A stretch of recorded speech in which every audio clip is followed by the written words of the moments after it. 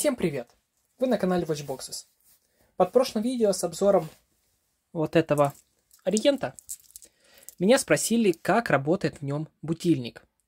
Ну вот я решил снять отдельное видео.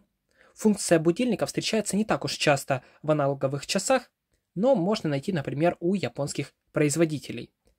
Для примера я взял вот как раз эти Ориент.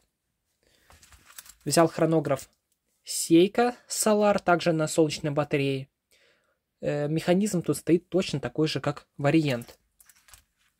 Также взял кварцевую модель Ориент, не на солнечной батарее, на обычной батарейке с функцией будильника.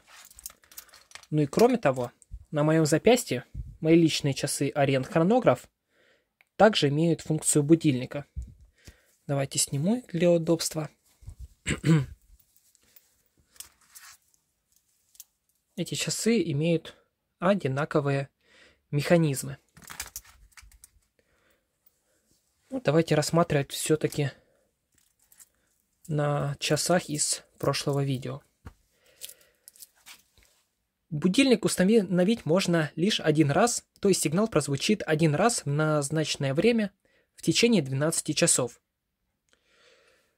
Тут есть функция предварительного прослушивания. В первом положении ключика, ключик тут на винте, мы отвинчиваем. И в первом положении надо нажать и подержать верхнюю кнопку хронографа.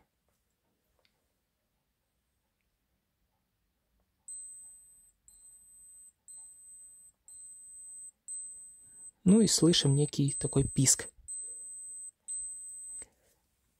Для установки будильника сначала нужно выставить его так, чтобы стрелки совпадали с текущим временем. Для этого во втором положении ключа с помощью нижней кнопки мы можем управлять будильником. Если мы нажимаем и держим, то стрелка идет быстрее. Я предлагаю выставить сейчас 12 часов для большего удобства.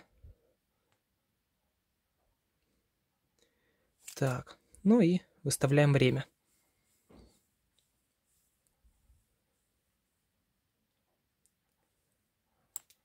Так, готово. Когда мы убедились, что стрелки часов и стрелки будильника совпадают, в первом положении ключика таким же способом устанавливаем нужное время для сигнала. Давайте поставим, чтобы недолго ждать. Закрываем ключик, возвращаем в нормальное положение и обязательно завинчиваем.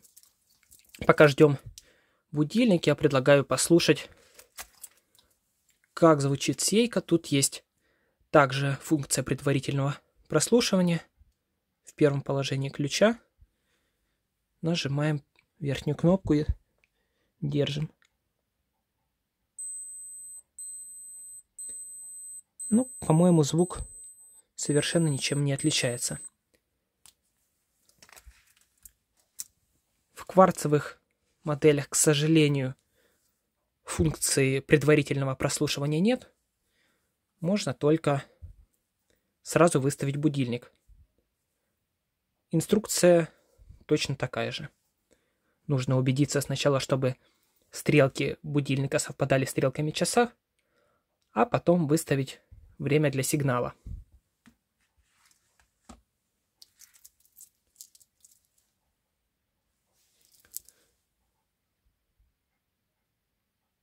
Так.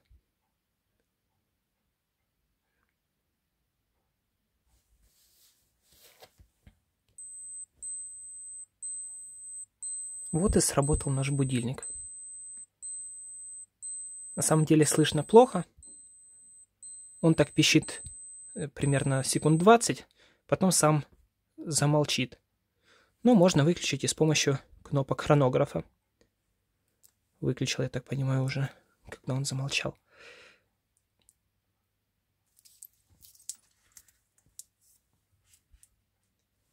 Ссылки на все часы в этом ролике я оставляю в описании. Думаю, очень редко кто пользуется таким будильником. Ну, я, как, например, обладатель таких часов, за 7-8 лет использования ни разу не пользовался этой функцией. Напишите ваше мнение о таком будильнике в комментариях. Обязательно подписывайтесь на канал, чтобы не пропустить интересные модели часов, а также объяснение их функционала. Большое спасибо за просмотр и до новых встреч!